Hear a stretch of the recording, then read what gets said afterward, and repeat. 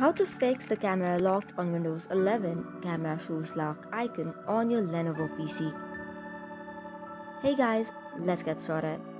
On today's video, I'll be mentioning the steps that you can use if you have a Lenovo PC and your camera shows a lock icon. So for this, first of all, you have to open your Lenovo Vantage app.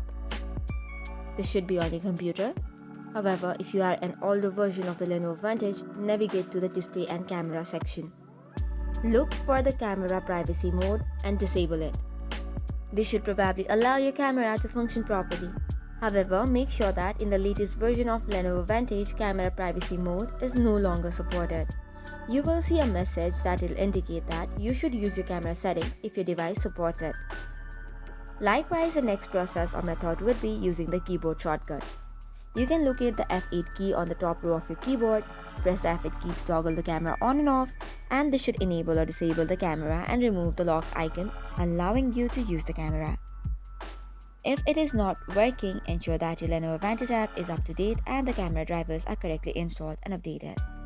That is up for today's video. For more such contents, do not forget to hit the like and subscribe button. Thank you and keep watching.